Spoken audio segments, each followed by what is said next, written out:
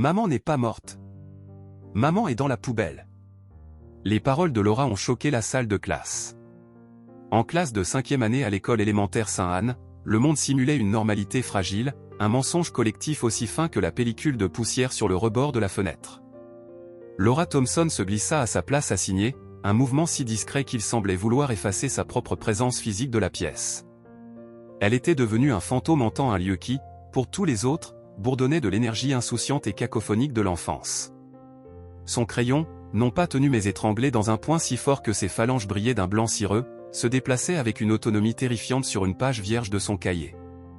Il ne formait ni mots, ni chiffres, ni les soleils souriants et les maisons disproportionnées des autres enfants. Non, son crayon gravait des lignes déchiquetées, frénétiques, qui entamaient le papier comme des griffures, une manifestation physique de la panique qui hurlait en elle. De ce chaos émergeaient des formes sombres et dévorantes, des images qui s'imposaient à elle sans y être invitée, une maison sans fenêtre et sans porte, un monolithe de désespoir, une porte verrouillée et barrée par d'épaisses chaînes rouillées, et encore, la silhouette d'une femme, recroquevillée de façon anatomiquement impossible à l'intérieur d'une boîte, une boîte à peine plus grande qu'une boîte à chaussures. L'air dans la classe, pour Laura, n'était pas neutre.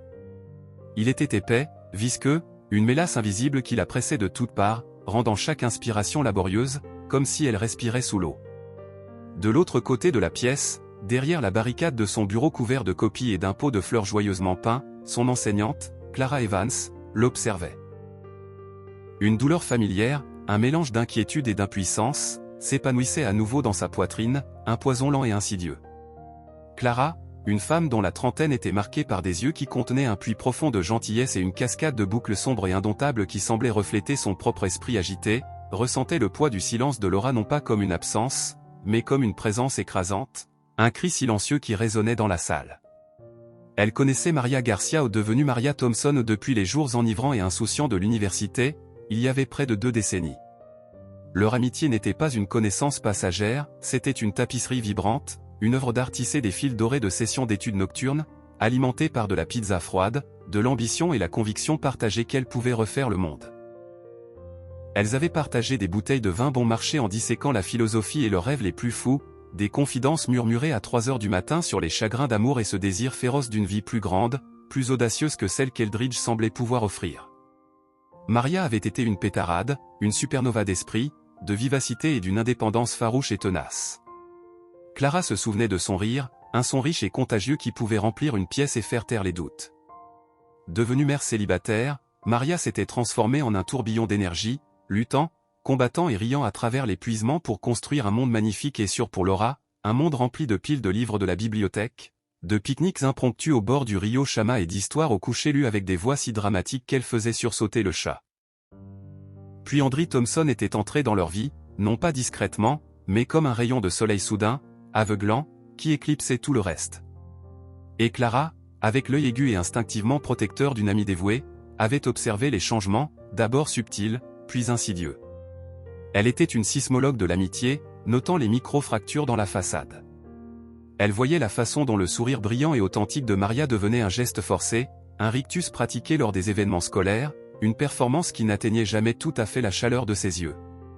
Elle voyait le tressaillement, presque imperceptible pour un œil non averti, quand la grande main d'Andrie se posait avec une possessivité désinvolte sur l'épaule de Maria, un geste que toute la ville interprétait comme de l'affection mais qui faisait Maria se raidir, ne serait-ce qu'une seconde, comme un animal sentant le piège se refermer. Elle remarquait comment la garde-robe vibrante de Maria, un arc-en-ciel de jupes fluides et de couleurs vives qui reflétaient sa personnalité, se transformait progressivement en un uniforme de pantalon pratique et de pull doux, des couleurs neutres et discrètes qu'Andrie jugeait plus appropriées, plus classe. Pour le reste d'Eldridge, Andrie était un saint des temps modernes, un parangon de vertu. Incroyablement beau, avec des traits ciselés comme une statue romaine et des yeux de la couleur de la glace d'un lac de montagne, il possédait un sourire désarmant, une arme de charme massive qui pouvait faire fondre les cœurs les plus endurcis. Il était le capitaine des pompiers volontaires, le premier à sprinter vers la fumée tourbillonnante. Il était le type qui se présentait sans y être invité un samedi matin avec sa boîte à outils pour réparer le robinet qui fuyait de la vieille Madame Gable, refusant tout paiement au-delà d'une tasse de café et d'une part de sa célèbre tarte aux pommes. Il organisait des collectes de charité, entraînait l'équipe de baseball de la petite ligue et se souvenait non seulement du nom de tout le monde, mais aussi du nom de leurs enfants et de leurs chiens. Mais Clara, regardant au-delà de ce vernis héroïque et poli, voyait autre chose. Dans les moments de quiétude, elle voyait le reflet de quelque chose de froid, de vide et de calculateur dans ses yeux pâles.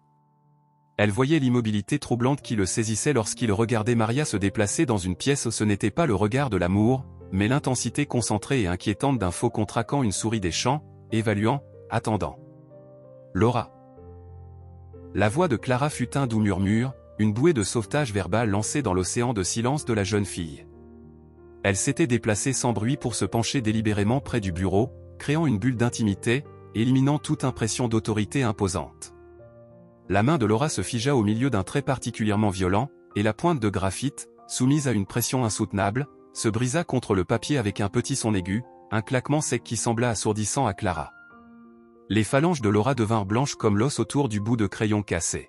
« Tu as été terriblement silencieuse aujourd'hui », continua doucement Clara, sa voix une caresse, gardant son regard stable, essayant de projeter une île de calme et de sécurité dans la tempête intérieure de l'enfant. « Tout va bien ? Y a-t-il quelque chose qui te tracasse ? Maman n'est pas morte. Elle est dans une poubelle. » Les mots ne furent pas criés. Ils s'échappèrent de la bouche de Laura, un murmure rauque, précipité, mais chargé d'une vérité si lourde et si insupportable qu'il sembla déformer l'air autour d'elle. Il vibra dans la salle de classe, coupant le léger bourdonnement des néons et le murmure lointain des autres élèves. Elle ne pouvait pas, n'osait pas, rencontrer les yeux de Clara. Les siens restaient rivés, comme hypnotisés, sur les lignes sombres et chaotiques qui dévoraient la page blanche ou un vortex menaçant de l'engloutir, une femme brisée dans une boîte trop petite. C'était cette vérité qui la consumait. Le monde extérieur, le monde des adultes, avait été nourri d'un mensonge simple, emballé et digeste, enveloppé du linceul respectable de la tragédie. Maria Thompson était morte dans un accident de voiture. Un coup du sort soudain et violent sur une autoroute mouillée par la pluie près de Taos. Son beau-père, le héros Andri, avait lui-même prononcé l'éloge funèbre dans la chapelle Saint. Michael, sa voix épaissie par un chagrin si brut, si palpable et si convaincant qu'il avait fait sangloter toute la ville. Des ranchers endurcis aux mains calleuses, des commerçants stoïques, même la vieille Madame Henderson qui se vantait de ne pas avoir versé une larme depuis la mort de son mari, tous avaient pleuré avec lui. Il avait parlé du rire éclatant de Maria, de son amour inconditionnel pour Laura, de son absence soudaine et cruelle qui laissait un vide béant dans leur vie et dans la communauté. Il avait dépeint une image idyllique de famille aimante, brisée par une malchance aléatoire et insensée. Mais Laura avait vu.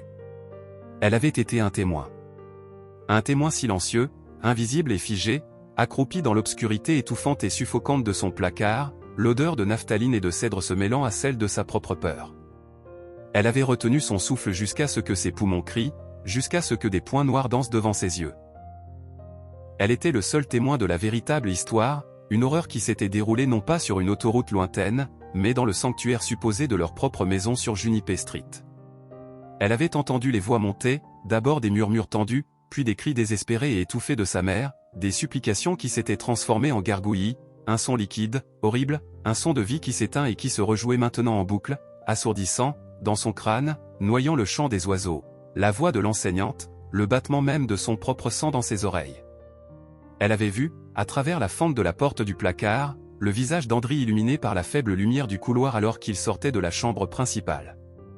Son visage n'était pas déformé par la rage, pas tordu par la passion, il était d'un calme glaçant, une toile blanche totalement dépourvue de tout ce qui est humain, un masque de précision froide, clinique et efficace. C'était le visage d'un homme qui avait accompli une tâche.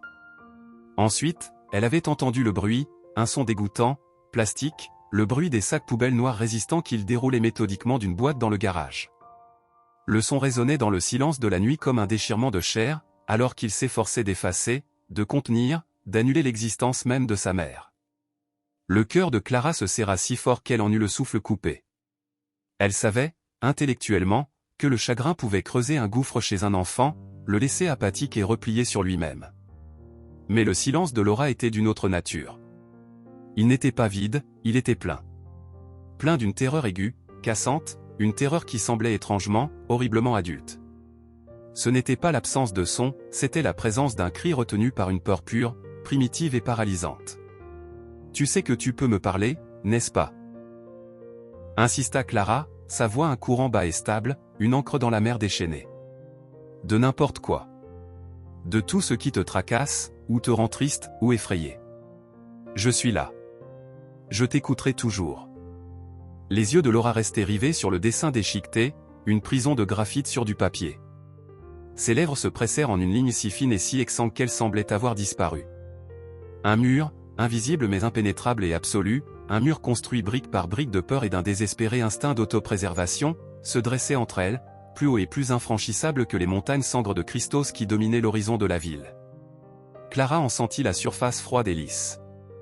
Elle se retira lentement, comprenant que pousser davantage reviendrait à heurter ce mur de front, ce qui ne ferait que terrifier davantage la jeune fille, la poussant peut-être au-delà d'un bord invisible et dangereux.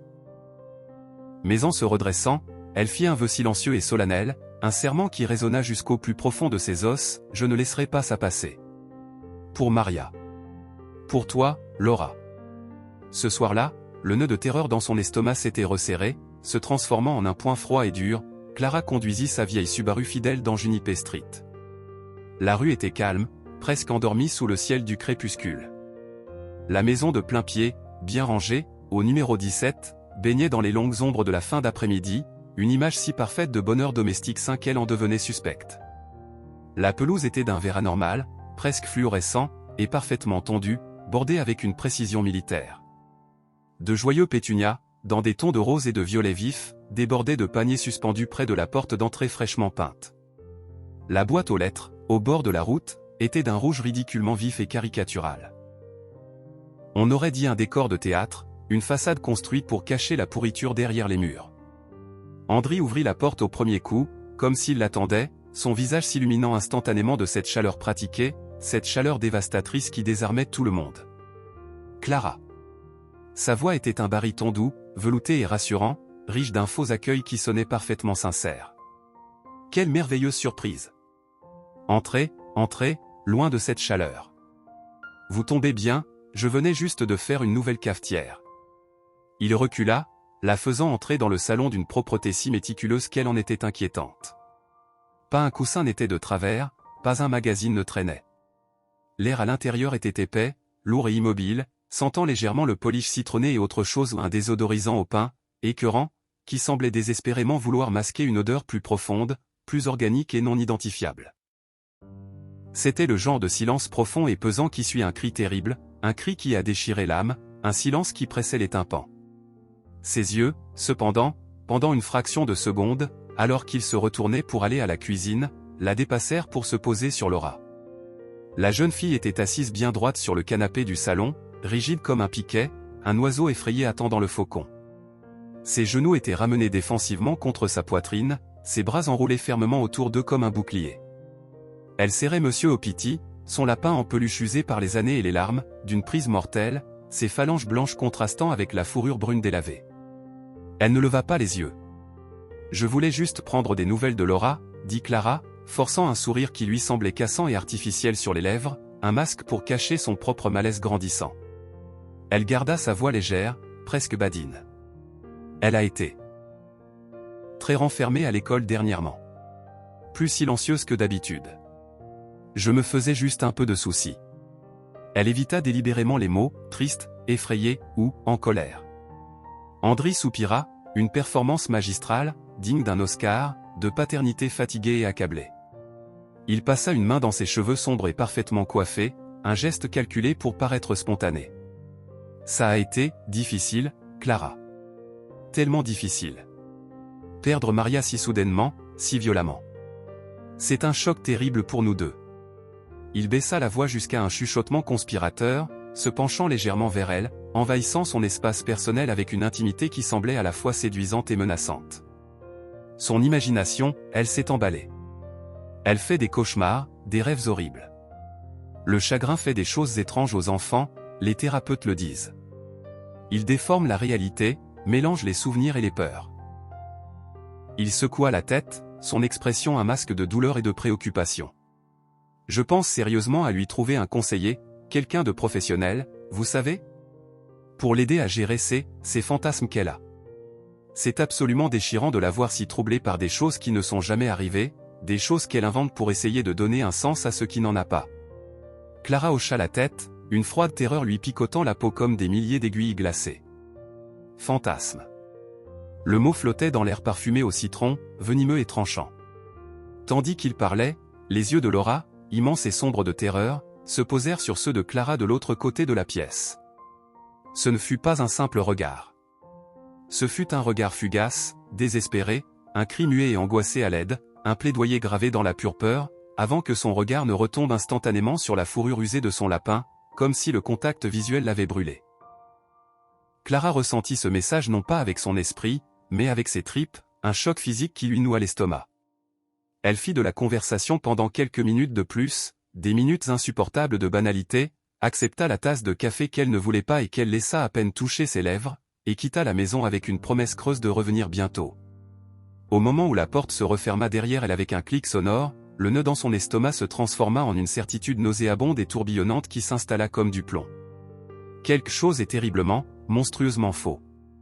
Les jours qui suivirent se fondirent en semaines, chaque lever de soleil apportant une nouvelle couche à la forteresse de silence qui emmurait Laura. À l'école, elle devint une île, une anomalie solitaire à la dérive dans une mer de bavardage et de rires d'enfants tapageurs. Elle évitait activement ses anciens amis, ses mouvements devenant hésitants et craintifs, comme si elle s'attendait à un coup à tout moment. La récréation, autrefois un moment de joie et de course, était désormais passée à regarder fixement la clôture en grillage qui séparait le terrain de jeu du terrain vague au-delà, son dos tourné aux cris, aux jeux de ballon et aux invitations à jouer. Son plateau de déjeuner, jour après jour, restait pratiquement intact, la nourriture coagulant et refroidissant sous les lumières fluorescentes de la cafétéria. Ses dessins, qui avaient commencé comme des gribouillis ignorés, commencèrent à attirer des regards inquiets et des chuchotements de la part des autres élèves. Ils devinrent plus sombres, plus désespérés, exécutés avec une énergie frénétique qui glaçait le sang de Clara. Des cauchemars au fusain, tachés et violents, émergeaient de son cahier, la femme dans la boîte, sa bouche désormais un trou noir béant dans un cri silencieux. La silhouette de l'homme, plus grande maintenant, avec des yeux creux qui semblaient suivre le spectateur où qu'il soit dans la pièce, une forêt d'arbres nus, sans feuilles, dont les branches ressemblaient à des mains squelettiques et griffus lacérant un ciel meurtri et violet. Puis les ecchymoses, preuves tangibles et silencieuses, commencèrent à apparaître. D'abord de légères taches bleuâtres, presque des ombres, sur la peau pâle de ses avant-bras, comme des empreintes digitales laissées par des géants négligents. Elle essaya de les cacher, tirant instinctivement sur les longues manches de ses pulls, même lorsque le soleil du Nouveau-Mexique tapait avec une chaleur implacable, faisant rougir ses joues et perler la sueur sur son front. Elle prétendait que la classe était froide, qu'elle avait des frissons. Clara observait, chaque nouvelle marque un battement douloureux de son cœur contre ses côtes. Un matin humide, alors que le ciel bas et gris pesait sur la ville, Laura fit tomber un livre maladroitement. En se penchant pour le ramasser, sa manche remonta, révélant une marque fraîche, distincte et indéniable sur son biceps, un ovale parfait d'un violet profond, la forme et la taille exacte d'une empreinte de pouce exercée avec une force considérable. Clara agit par pur instinct, la pensée professionnelle laissant place à une impulsion protectrice. Pendant un moment calme, alors que la classe travaillait sur des problèmes de mathématiques, le seul son étant le grattement des crayons, elle s'agenouilla près du bureau de Laura. « Chérie », murmura-t-elle, sa voix à peine audible, mais épaissie par une inquiétude qui la suffoquait. Doucement, avec une infinie précaution, comme si la peau pouvait se briser sous son toucher, elle effleura le bord de l'ecchymose. « Qu'est-ce qui s'est passé ici ?» Laura retira son bras comme si elle avait été brûlée par de l'acide, tout son corps reculant dans sa chaise, qui grinça sur le lino. « Je suis tombée de mon vélo. » Les mots jaillirent, trop forts, trop rapides, dans la pièce silencieuse, surprenant les élèves proches qui levèrent la tête. Sa voix était plate, monocorde, dénuée de toute inflexion, une phrase apprise par cœur, une ligne de dialogue prononcée sans conviction. Hier. Près du fossé. C'était un accident. Elle tira violemment sur sa manche pour couvrir la preuve, ses yeux fixés sur son manuel de mathématiques, refusant obstinément de croiser le regard de Clara. Clara ne la crut pas une seule seconde. L'excuse était trop rapide, trop répétée, une cassette jouée sur commande. Elle était dénuée de l'embarras naturel ou de l'élaboration qu'un enfant offrirait normalement. Elle savait que la confronter directement, insister, ne ferait que claquer la porte encore plus fort, poussant Laura plus loin dans le silence suffocant et protecteur qu'Andry exigeait. Au lieu de cela, une résolution froide, dure comme l'acier, se solidifia en elle. Elle ne pouvait pas compter sur Laura pour parler, ni sur Andry pour avouer, ni sur le système pour voir. Elle devait agir seule. Elle commença sa propre enquête secrète et méticuleuse. dans un tiroir fermé à clé de son vieux bureau en chêne, au fond de la classe, cachée sous des piles de plans de leçons et de vieux bulletins, elle commença un dossier. Un simple dossier manille qui deviendrait le réceptacle de sa peur grandissante. Il commença par des notes datées, écrites d'une main tremblante, septembre 2014, repliées sur elle-même. N'a pas mangé son déjeuner. Dessin, boîte noire, figure à l'intérieur. Septembre 2018, légère ecchymose avant-bras gauche. A dit qu'elle s'était cognée contre le bureau. Semblait réciter.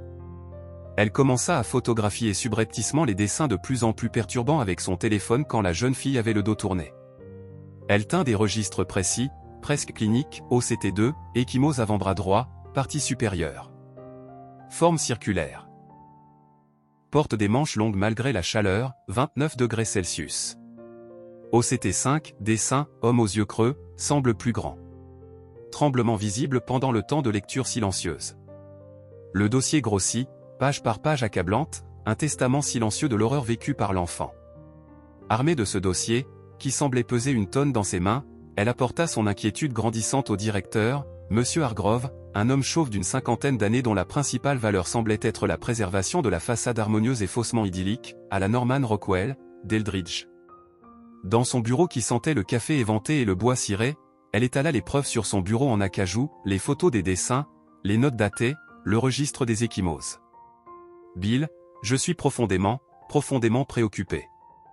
Laura Thompson montre tous les signes classiques du traumatisme et d'éventuels abus. Ses dessins, son repli sur soi, ses blessures récurrentes. Ce n'est pas normal. Hargrove se cala dans son fauteuil en cuir qui grinça en signe de protestation, joignant les doigts sur son ventre, l'incarnation d'une autorité condescendante. Il jeta à peine un coup d'œil au dossier, le balayant du revers de la main comme une nuisance. Clara, soupira-t-il, sa voix lourde d'une patience lasse, comme s'il s'adressait à une employée trop zélée et hystérique. Andrew Thompson est un homme bien. Un pilier de notre communauté. Un héros. Il a vécu un enfer absolu, perdant Maria comme ça. Nous tous aussi. Il fit un geste vague vers la fenêtre donnant sur la rue tranquille. Ne créons pas de problème là où il n'y en a pas. Eldridge n'a pas besoin de ce genre de drame. Il nous faut des preuves concrètes, Clara. Des preuves solides. Pas juste, eh bien, l'intuition d'une enseignante et quelques gribouillis d'enfants. Les enfants dessinent des choses étranges. Ils se font des bleus en jouant. C'est dans leur nature. La mâchoire de Clara se crispa si fort qu'elle sentit une douleur fulgurante. Un éclair de colère pure, blanche et brûlante, transperça le brouillard de sa peur.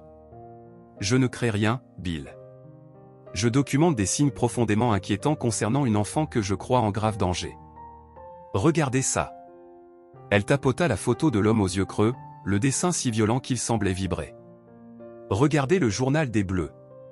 Tombé de son vélo 3 fois en 2 semaines, à chaque fois avec des ecchymoses qui ressemblent à des prises. Depuis quand Laura fait elle-même du vélo pour aller à l'école? C'est Andrew qui la conduit et la ramène chaque jour. Hargrove soupira à nouveau, le son d'un homme profondément gêné par une réalité qui menaçait de perturber sa quiétude. D'accord. Je vous entends.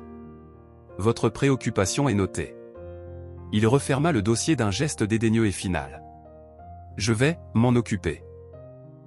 Je parlerai à Andrew, je verrai comment il gère la situation, je mentionnerai les inquiétudes de l'école concernant la difficulté d'adaptation de Laura. Discrètement, bien sûr. Clara sortit de son bureau, se sentant complètement et totalement seule, l'indifférence froide et institutionnelle pesant physiquement sur elle comme une chape de plomb. Le fardeau de la sécurité de Laura, et maintenant, de la mémoire de Maria, s'installa directement, et de manière terrifiante, sur ses uniques épaules. S'en occuper, de Hargrove était une impasse bureaucratique, une promesse vide conçue pour la faire taire. Elle le savait.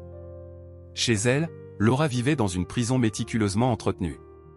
L'odeur omniprésente de polish citronnée, les surfaces impeccables qui brillaient sous la lumière, le silence oppressant où tout cela semblait n'être qu'un mince vernis, une couche de peinture fraîche sur une structure en train de pourrir de l'intérieur. Le charme public éblouissant d'Andrew n'était qu'un masque, un costume qu'il enfilait en sortant.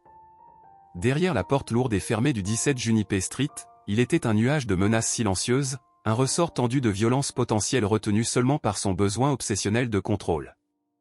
il l'observait pendant de longues périodes, des heures parfois, assis silencieusement dans son fauteuil en cuir pendant qu'elle faisait semblant de lire ou de dessiner, ses yeux froids et calculateurs semblant la disséquer, scruter directement son âme, évaluant sa conformité, cherchant le moindre signe, la moindre fissure, la moindre lueur de trahison.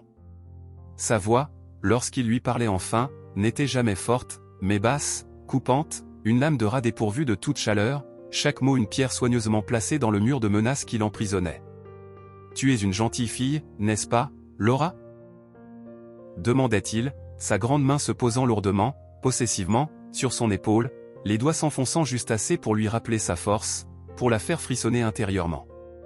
Calme. Obéissante. Tu ne racontes à personne à l'école ces stupides petites histoires que tu as dans la tête, n'est-ce pas? Tu n'inventes rien. Parce que les menteuses, Laura, les menteuses finissent par avoir de très gros problèmes. Laura secouait la tête en silence, la gorge nouée par la terreur, une boule si grosse et si dure qu'elle n'aurait pas pu parler même si elle avait osé. Elle savait, avec la certitude primitive et absolue d'un animal traqué, qu'un seul mot de travers, un seul éclair de défi dans ses yeux, pouvait libérer le monstre qu'elle avait vu cette nuit-là, ou le monstre calme et efficace capable de réduire sa mère au silence pour toujours. Le sommeil n'offrait aucun sanctuaire, aucune évasion. Il n'était qu'une autre forme de torture. Elle restait éveillée pendant des heures interminables dans l'obscurité suffocante de sa chambre, serrant Monsieur Opiti si fort que le rembourrage menaçait de s'échapper par les coutures usées. Son petit corps était rigide comme une planche, chaque muscle tendu, en état d'alerte permanent. Elle rejouait la bande-son horrible gravée dans sa mémoire auditive, la dispute étouffée initiale, les mots de sa mère devenant de plus en plus suppliants, le claquement sec, comme une branche qui se brise, qui avait mis un terme brutal aux protestations de sa mère, puis les autres bruits, les bruits mouillés, sourds et répugnants des poings contre la chair, et enfin, le grincement agonisant et lent des planches de plancher juste devant la porte de son placard alors qu'Andry traînait le corps lourd, inerte et mou de Maria dans le couloir et dans le vide résonnant du garage. Le souvenir était si vif, si viscéral, qu'elle pouvait presque sentir la vibration de ses pas à travers le plancher, presque sentir l'odeur âcre de sa sueur mêlée à cette odeur métallique, piquante, qu'elle associait maintenant pour toujours au garage.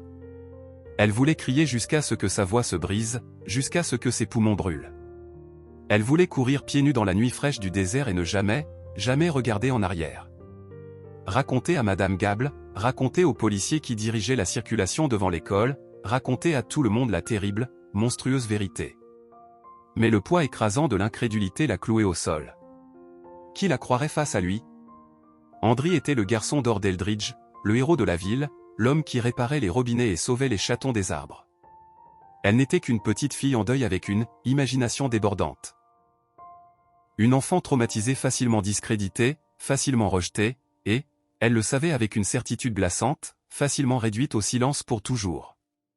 L'inquiétude de Clara s'envenima, se métastasant en une obsession dévorante qui ne lui laissait que peu de place pour le sommeil, la nourriture ou la paix. Ses propres nuits devinrent un terrain de chasse hanté par les images saisissantes des cauchemars au fusain de Laura, par les empreintes violettes fantomatiques sur ses bras minces, par le puissant fond de peur dans ses yeux qui reflétait la terreur que Clara avait parfois aperçue chez Maria elle-même pendant ces derniers mois tendus. Elle avait l'impression d'échouer à Maria une seconde fois, de ne pas avoir vu le danger la première fois, et de ne pas agir assez vite maintenant. Ces soirées, autrefois passées à corriger des copies ou à lire pour le plaisir, étaient désormais consumées par une quête frénétique, presque désespérée, de réponses, de la moindre petite fissure dans l'armure d'Andry. Elle devint une détective nocturne, son petit salon rempli de livres transformé en quartier général d'enquête. Elle passa des heures au téléphone, sa voix basse et urgente, à retrouver les amis dispersés de Maria, ceux de l'université, ses anciens collègues de la bibliothèque publique d'Eldridge, quiconque aurait pu voir quelque chose, n'importe quoi. Une percée cruciale survint lors d'une réunion discrète, presque clandestine, avec Sarah Jenkins, la bibliothécaire en chef qui avait été la collègue la plus proche de Maria et sa confidente. Elles se rencontrèrent au Highway Diner, un restaurant anonyme à 20 miles d'Eldridge, un de ces endroits aux banquettes en vinyle collantes et au café faible qui garantissaient l'anonymat. Sous le néon vacillant qui grésillait au-dessus de leur table, Sarah confia ce qu'elle avait gardé embouteillé par peur et par incertitude, sa voix tremblante alors qu'elle déchiquetait une serviette en papier en petits morceaux. Elle était terrifiée, Clara. Vraiment, profondément terrifiée, ces derniers mois, murmura Sarah, ses yeux balayant nerveusement le dîner presque vide. Elle m'a dit qu'il devenait incroyablement contrôlant. Il vérifiait constamment son téléphone, lisait ses messages, exigeait de savoir à qui elle parlait, où elle était allée. Il se présentait inopinément à la bibliothèque, sans raison, et restait juste là, à la regarder travailler depuis le bout d'une allée. Il disait qu'il voulait l'emmener déjeuner, mais ça ressemblait à de la surveillance. Elle économisait de l'argent, Clara. De l'argent liquide. Elle le cachait dans une vieille boîte à chaussures au fond de son casier ici. Elle essayait de trouver un moyen. Un moyen de partir avec Laura sans qu'il le sache. Elle faisait des plans. Elle cherchait des appartements à Santa Fe. Une autre amie, Elena Rodriguez, qui avait déménagé à Albuquerque un an plus tôt, se souvint d'un schéma encore plus troublant lors d'un appel téléphonique en larmes, tard un soir. C'était les appels téléphoniques, Clara, dit Elena, sa voix au téléphone épaissie par l'effroi rétrospectif. Tard la nuit, parfois 2, 3 heures du matin. En personne, il était si doux, si charmant, le meilleur ami de tout le monde. Mais Maria m'a dit, quand il appelait comme ça, sa voix était complètement différente. Empoisonnée. Froide comme la mort. Il exigeait de savoir où elle était, avec qui elle était, l'accusait de choses, des choses horribles et dégradantes. Elle tremblait de tout son corps quand elle raccrochait. Elena fit une pause, son souffle s'interrompant dans un sanglot étouffé. Et elle a dit qu'il entrait dans des rages terrifiantes pour les moindres petites choses. Une assiette laissée sur le comptoir. Laura qui oubliait de ranger un jouet. Une fois, c'était parce que Maria avait acheté la mauvaise marque de café. Il ne la frappait pas, elle, mais il frappait les murs, jetait des objets à travers la pièce, puis, 1 heure plus tard, il était doux comme un agneau, s'excusant, pleurant, comme si de rien n'était. Elle appelait ça marcher sur des coquilles d'œufs en verre. Elle avait peur qu'un jour, le verre se brise sous ses pieds. Clara griffonna chaque détail, chaque nom, chaque date mentionnée, dans un carnet dédié, ses mains tremblant non seulement de peur maintenant, mais d'une vindication féroce, froide et juste. Elle n'était pas folle. Ses instincts ne l'avaient pas trompée. Le monstre était réel. La façade charmante n'était qu'un camouflage pour un prédateur. Maria l'avait su. Maria avait essayé de s'échapper. Et Andri l'avait arrêté. Définitivement. Un après-midi gris et oppressant, alors que le ciel était une couche de nuages bas et plombés qui pressaient sur Eldridge, le barrage soigneusement construit du silence de Laura se brisa enfin, non pas dans une explosion, mais dans une fissure lente et douloureuse. La classe était silencieuse, l'air rempli seulement du doux bruissement des pages tournées pendant le temps de lecture individuelle. Clara rangeait des fournitures artistiques sur les étagères du fond de la salle, son esprit tournant et retournant les mots d'Elena comme des pierres tranchantes, quand elle sentit un petit tapotement, si léger et si hésitant qu'elle crut d'abord l'avoir imaginé, sur son coude. Elle se retourna, un pinceau à la main, pour trouver Laura debout là, immobile. Le visage de la jeune fille était cendré, vidé de toutes couleurs, ses petites mains tordant l'ourlet de son t-shirt délavé en un nœud si serré que le tissu était blanc. Ses yeux, immenses et sombres sur son visage pâle, contenaient une terreur si profonde, si abyssale, qu'elle coupa le souffle de Clara. « Madame Clara » murmura Laura, sa voix tremblant si violemment que les mots vibraient dans l'air, à peine audibles au-dessus du bourdonnement constant des lumières fluorescentes. « Ma maman ?» Elle déglutit convulsivement, sa gorge travaillant pour faire sortir les mots. « Elle n'est pas morte dans un accident de voiture. » Le monde sembla basculer sur son axe. Le récipient en plastique rempli de pinceaux glissa des doigts soudainement engourdis et inutiles de Clara et cliqueta bruyamment sur le sol en lino, dispersant les pinceaux dans toutes les directions comme des brindilles tombées dans une tempête. Le son résonna dans le silence soudain et chargé de la classe, quelques têtes se levèrent curieusement, puis retournèrent à leurs livres. Clara les ignora. Elle tomba à genoux, un geste instinctif pour se mettre à la hauteur de Laura, son cœur battant contre ses côtes comme un oiseau affolé piégé dans une cage. Elle tendit la main, lentement, prudemment, ne voulant pas effrayer la créature blessée devant elle, et prit les mains glacées de Laura dans les siennes. « Que veux-tu dire, ma chérie » demanda-t-elle, sa propre voix un murmure tendu, alors qu'elle se préparait au pire. « Dis-moi. Je suis là. Dis-moi tout. » Le souffle de Laura se coupa, un son rauque et brisé, comme quelque chose qui se déchire à l'intérieur. Les larmes qu'elle avait retenues pendant des mois, des semaines, une éternité de peur, se libérèrent enfin, non pas dans des sanglots bruyants, mais en coulant sur ses joues pâles en ruisseaux chauds et silencieux qui creusaient des sillons dans la poussière de la peur accumulée. Son petit corps commença à trembler, d'abord légèrement, puis de manière incontrôlable.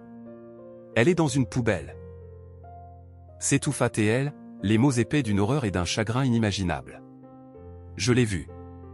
J'ai vu Andri. Il lui a fait du mal. Beaucoup de mal. Dans leur chambre. Sa voix, libérée du barrage, prit un élan terrifiant, les mots s'écoulant en un torrent brut, déchiqueté, une litanie d'horreur mémorisée.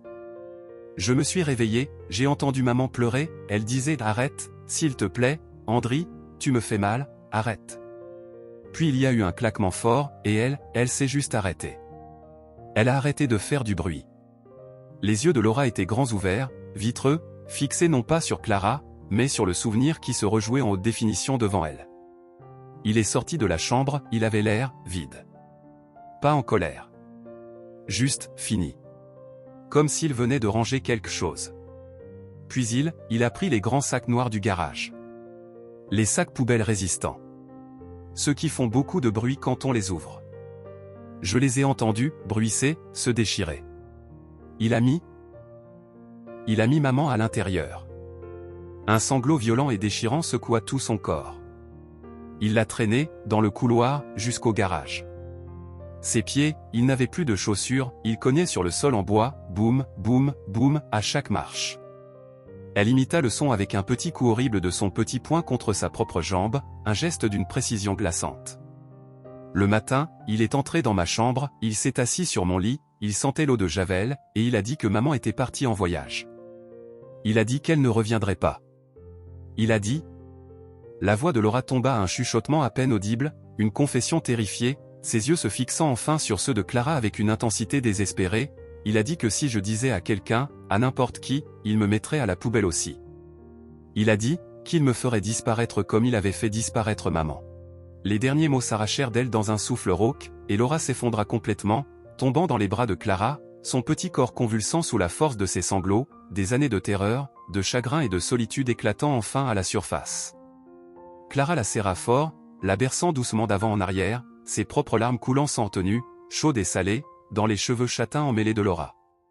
Un feu protecteur féroce blanc ardent et incandescent s'alluma dans la poitrine de Clara, un feu qui brûla les derniers vestiges de doute, de peur et d'hésitation.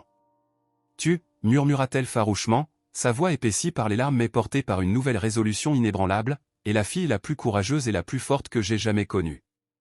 Je te crois, Laura. Je crois chaque mot. Et nous allons arranger ça. Je te le promets sur ma vie. Il ne te fera plus jamais de mal. Jamais. » Ce soir-là, Clara était assise à sa table de cuisine, la lumière jaune et crue du plafonnier éclairant sans pitié le visage épuisé et maculé de larmes de Laura. L'enfant s'était enfin endormi sur le canapé du salon, une créature épuisée par sa propre bravoure, Monsieur Opiti toujours serré contre elle, enveloppé dans un vieux plaid afghan. Clara prit le téléphone, sa main ne tremblant que légèrement maintenant, le tremblement de l'adrénaline étant remplacé par un noyau d'acier de résolution. Elle appela le service de police d'Eldridge, et lorsque la répartitrice répondit, elle évita l'accueil, demandant d'une voix ferme et sans appel à parler directement à un détective. Après une attente qui sembla durer une éternité, le détective Matteo Ruiz prit la ligne, sa voix lasse, la voix d'un homme habitué aux disputes domestiques et aux petits larcins qui constituaient le quotidien d'une petite ville. Clara parla. Elle parla d'une voix claire, concise, une voix qui était un bâton de fer malgré la peur qui rongeait encore les bords de sa conscience. Elle relata le récit bouleversant de Laura, mot pour mot, avec la précision d'un enregistreur. Elle détailla ensuite ses propres observations, transformant son dossier personnel en un témoignage accablant, le repli profond de Laura, les dessins troublants, elle les décrivit avec une vivacité qui fit frissonner Ruiz, le schéma des ecchymoses méticuleusement consigné, et enfin, les déclarations profondément préoccupantes des amis de Maria concernant le comportement de plus en plus contrôlant d'Andri et les plans secrets de Maria pour s'enfuir. Elle ne présenta pas cela comme une intuition, mais comme un récit cohérent et terrifiant de meurtre, de dissimulation et de mise en danger d'enfants. Ruiz écouta en silence, la ligne crépitant parfois. De l'autre côté, Clara entendit le grattement régulier d'un stylo sur du papier. Puis vint la longue pause, une pause lourde du scepticisme institutionnel qu'elle avait redouté. Andri Thompson, dit enfin Ruiz, et son ton n'était pas seulement incrédule, il était presque offensé. Le capitaine des pompiers volontaires ? Madame Evans, vous vous rendez compte que c'est une accusation extraordinairement grave contre un membre très respecté, et même bien aimé, de cette communauté. Un volontaire décoré. l'homme de l'année de la chambre de commerce l'an dernier. La poigne de Clara se resserra sur le combiné en plastique jusqu'à ce que ses phalanges blanchissent et que le plastique grince. Je suis parfaitement consciente de la gravité de la situation, détective Ruiz. Je suis également consciente qu'un enfant sous ma garde, un enfant qui a été le témoin oculaire du meurtre de sa mère, vit actuellement au domicile de l'homme qui l'a commis et qui a menacé de la tuer elle aussi si elle parlait. Alors, avec tout le respect que je vous dois, je vous demande de faire votre travail. Sa voix ne s'éleva pas, elle s'aiguisa, chaque mot un coup de ciseau, précis et sans pitié. Ruiz, visiblement décontenancé, promit d'une voix dénuée de tout sens de l'urgence de se pencher sur la question, ouvrir une enquête préliminaire. Il mentionna la nécessité d'interroger formellement Laura, de parler à Andry, de recueillir les deux versions de l'histoire. Clara raccrocha, la froide appréhension revenant en force. Elle savait que enquête de Ruiz serait superficielle, une formalité menée avec réticence et facilement influencée par le charme légendaire d'Andry. Ce ne serait pas suffisant. Loin, très loin de là. Le lendemain matin, fidèles à leurs paroles mais rayonnant d'une réticence palpable, le détective Ruiz et son partenaire plus âgé, le détective Frank Martinez, un homme bedonnant avec un plissement d'œil cynique permanent et une tache de café sur sa cravate, arrivèrent à Sainte-Anne. Ils s'assirent, ou plutôt s'affalèrent, sur les chaises en plastique inconfortables du bureau exigu de M. Hargrove, l'air épais de tension et du malaise palpable du directeur, qui transpirait visiblement. Laura, serrant la main de Clara comme si c'était la seule chose solide et réelle dans un monde en train de se dissoudre, répéta son histoire. Clara l'avait préparée doucement, l'assurant qu'elle n'avait qu'à dire la vérité, encore et encore.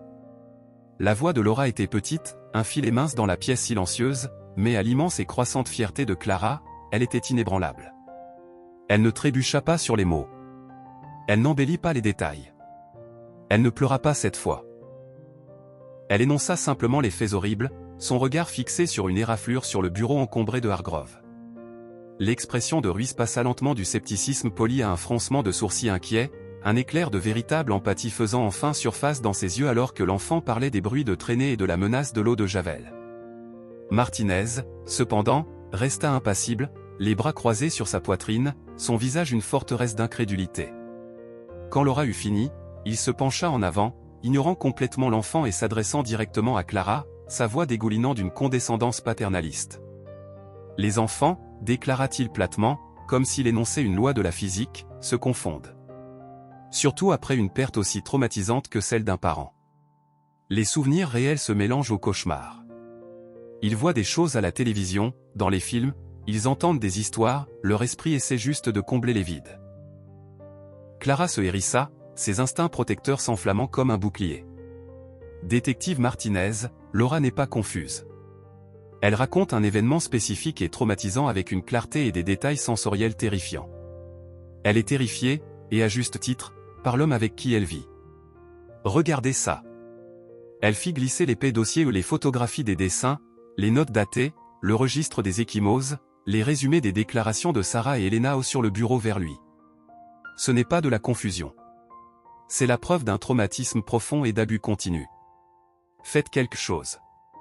S'il vous plaît. Avant qu'il ne soit trop tard. Les deux détectives échangèrent un long regard silencieux, une communication non verbale qui en disait long sur l'inertie bureaucratique, la politique de la petite ville et une incrédulité profondément enracinée. Ruiz soupira, un son d'épuisement. Nous allons aller parler à Monsieur Thompson. Voir ce qu'il a à dire à ce sujet. L'estomac de Clara se contracta si violemment qu'elle faillit vomir. Elle savait exactement, précisément, comment cette conversation allait se dérouler. Dans la maison immaculée de Juniper Street, Andry donna une performance virtuose, un chef-d'œuvre d'innocence blessée et de sollicitude paternelle. Il accueillit les détectives non pas avec méfiance, mais avec une ouverture et une tristesse apparentes, leur offrant du café fraîchement moulu dans de délicates tasses en porcelaine. Ses yeux s'embuèrent au bon moment alors qu'il parlait de sa bien-aimée Maria et de son accident tragique, insensé, qui a brisé ma vie.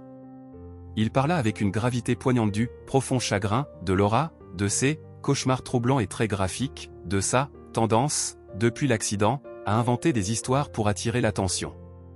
Elle a tellement lutté, soupira-t-il, passant une main dans ses cheveux parfaits, l'image même du père célibataire débordé et en deuil.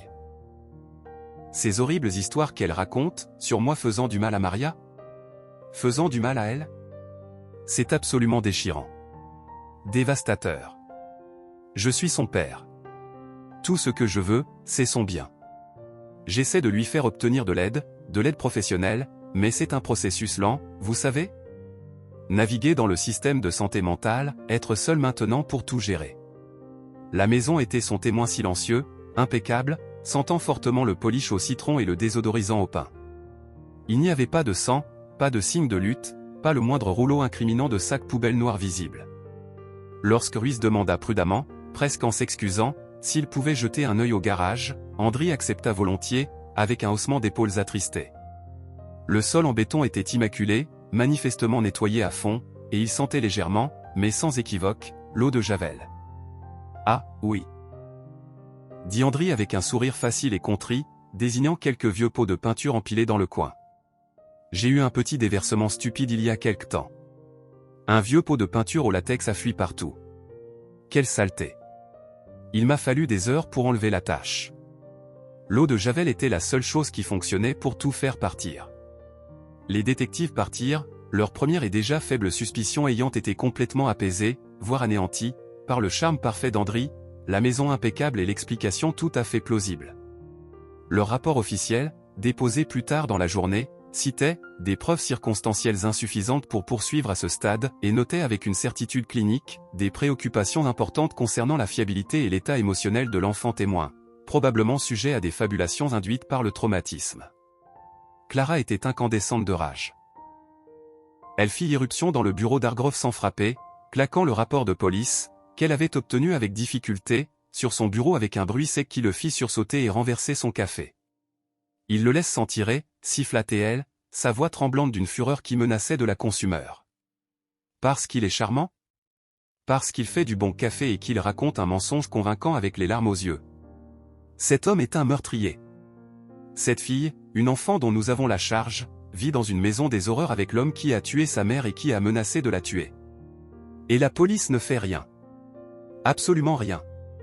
Clara, s'il te plaît, baisse la voix. Hargrove éponguait frénétiquement sa tache de café avec un mouchoir, son visage rougi par l'embarras et l'irritation. Je crois sincèrement que tu es trop proche de cette situation. Impliqué émotionnellement. Tu as besoin de prendre du recul.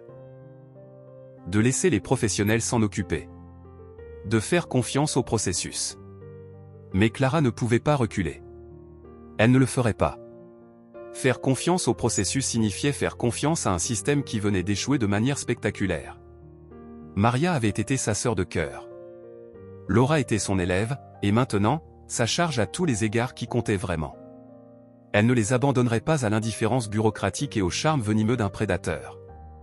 Sa quête, auparavant une inquiétude, devint une obsession dévorante, une mission unique qui éclipsa tout le reste de sa vie. Elle se porta malade, son absence notée avec une désapprobation pincée par Hargrove. Ses journées n'étaient plus passées à enseigner, mais dans les piles silencieuses et poussiéreuses de la bibliothèque publique d'Eldridge et de la plus grande succursale de Santa Fe, ses nuits illuminées par la lueur froide et bleutée de l'écran de son ordinateur portable, alors qu'elle tombait dans les abysses numériques des archives de journaux, des affaires non résolues, des rapports de personnes disparues et de la psychologie des prédateurs sociopathes. Elle recoupa des noms, des dates, des lieux, cherchant un schéma, une connexion, n'importe quoi qui pourrait briser la façade d'Andri. Elle fit des recherches sur les procédures d'enfouissement dans les décharges, les techniques médico-légales pour les preuves enterrées, la décomposition dans des conditions anaérobies. Le nom qui finit par apparaître, mentionné dans un vieil article de journal sur une affaire complexe et initialement classée du comté de Sandoval, lui sembla une bouée de sauvetage dans un océan hostile, Tom Carvey. Détective retraité de la police de l'État du Nouveau-Mexique. Une légende discrète, connue dans les milieux policiers pour avoir résolu des affaires apparemment impossibles, en particulier celles impliquant des femmes disparues et des monstres qui se cachaient à la vue de tous. Elle le retrouva dans un petit ranch modeste près de Santa Fe. Il accepta de la rencontrer, non pas chez lui, mais au Dusty's Pure, un bar calme et faiblement éclairé en périphérie de la ville, un de ces endroits qui sentaient la bière éventée, le regret et le vieux bois. Autour de 2 bières tièdes, tandis que le jukebox jouait doucement une vieille chanson de country triste dans le coin, Clara lui raconta toute l'histoire, déversant des semaines de peur et de frustration. La disparition de Maria, le témoignage de Laura, le charme d'Andry, le rapport de police méprisant, les ecchymoses, les dessins, les récits des amis. Elle lui montra des copies des dessins les plus sombres de Laura. Carvey, un homme dont le visage était buriné comme du vieux cuir, écouta attentivement, son expression impassible mais ses yeux absorbant chaque détail. Il sirotait lentement sa bière, sans l'interrompre. Quand elle eut fini, à bout de souffle et de larmes, le silence s'étira. Il fit tournoyer le liquide ambré dans son verre, regardant les reflets. « J'ai travaillé sur une affaire », commença-t-il enfin, sa voix un grondement bas et graveleux, le son de gravier sur de la tôle, dans le comté de Sandoval. Ça doit faire 8, peut-être 9 ans maintenant. Une jeune femme a disparu. Serveuse dans un restaurant. Son petit ami, un gars du coin, bien aimé de tous, l'a signalé disparue. Il a pleuré au poste de police. A dit qu'elle s'était enfuie, qu'elle avait laissé une note. Personne, absolument personne, ne le soupçonnait. Le gars était un shérif adjoint à temps partiel, il entraînait l'équipe de football des jeunes, il aidait ses voisins à réparer leur clôture. Carvey prit une autre gorgée lente et réfléchit. Pas de corps. Pas de preuves tangibles. L'affaire est tombée dans l'oubli. 6 mois plus tard, un éboueur, un vieux type qui travaillait à la décharge du comté, au nord de Bernalillo. Il a trouvé quelque chose. Un sac poubelle noir, déchiré par son bulldozer. Un morceau de tissu en sortait. Un motif floral. Il l'a reconnu, la jeune femme portait une blouse avec ce motif à l'église parfois. Il l'a signalé. Carvey posa son verre avec un doux bruit sourd et regarda Clara droit dans les yeux. Son regard était vif, acéré, perçant la pénombre du bar. Ils l'ont trouvé. Enterré sous 6 mètres de déchets compactés. La correspondance ADN a confirmé. Le petit ami l'avait étranglée après une dispute, l'avait mise en sac, l'avait mise dans sa propre poubelle et l'avait sortie avec les ordures hebdomadaires. Ces types-là, les charmants, ils aiment les solutions simples. Ils aiment utiliser les systèmes que nous avons mis en place contre nous. Ça vous dit quelque chose? Le pouls de Clara martelait sa gorge, un tambour assourdissant. C'était plus que familier, c'était un plan, un mode opératoire glaçant. Carvey n'offrit pas de faux espoirs, mais il lui donna des conseils concrets, des armes. Il lui donna les noms d'anthropologues médico-légaux spécialisés dans les récupérations en décharge. Il souligna l'importance capitale de connaître les horaires spécifiques de dépôt des déchets du quartier d'Eldridge. Et il lui expliqua le type de pression nécessaire pour faire bouger un service de police réticent, non pas la pression d'une seule personne, mais la pression organisée de la communauté. Faites du bruit, conseilla-t-il, sa voix dure. Un bruit que même un chef de police sourd ne peut ignorer. Impliquez d'autres personnes. Des mères. Des grands-mères. Des voisins. Rendez-leur politiquement et moralement impossible de détourner le regard. Armée des conseils de Carvey et d'un sens renouvelé, d'acier, de détermination, Clara retourna voir le détective Ruiz. Mais cette fois, elle n'était pas seule. Elle amena Sarah Jenkins et Elena Rodriguez, qui avaient fait le trajet depuis Albuquerque. Elle amena 2 autres femmes de la bibliothèque qui se souvenaient de la lumière vacillante de Maria et du regard prédateur d'Andry. Et elle amena Madame Gable, la vieille dame dont Andry avait si gentiment réparé le robinet, son visage maintenant pâle de choc et d'une horreur naissante en entendant le récit complet de Clara. Elles formèrent une petite mais vocale et inflexible coalition, un groupe de femmes déterminées, debout dans le hall exigu et mal éclairé du poste de police d'Eldridge, exigeant des réponses, refusant d'être balayées ou apaisées par des promesses vides. Clara présenta calmement les aperçus de Carvey sur l'élimination des déchets par les prédateurs, citant l'affaire du comté de Sandoval. La pression était palpable, silencieuse mais immense. Ruiz, visiblement mal à l'aise sous le regard collectif de ces femmes et le poids de la réputation de Carvey invoqué comme un fantôme, finit par céder, à contre-cœur, acceptant de rouvrir officiellement l'affaire, pour un examen plus approfondi et une vérification des pistes alternatives. C'était une concession bureaucratique, une petite victoire, mais c'était une fissure dans le mur de déni.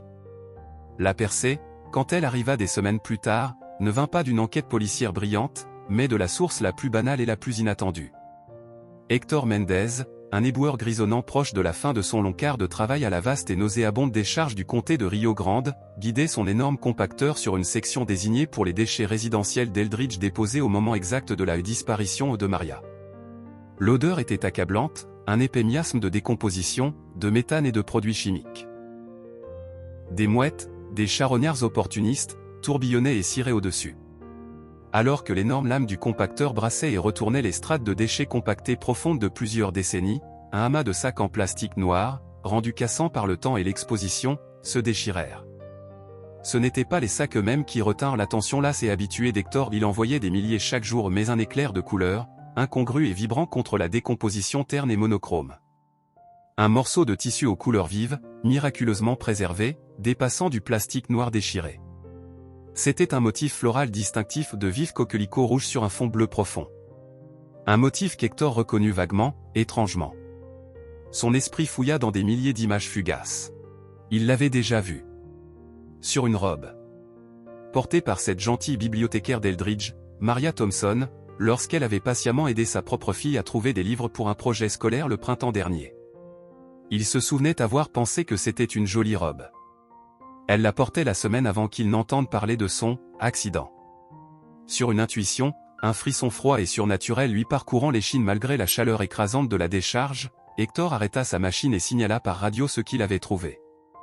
La nouvelle, quand elle atteignit Eldridge, ne fut pas une ondulation, ce fut une onde de choc sismique qui fissura les fondations de la ville.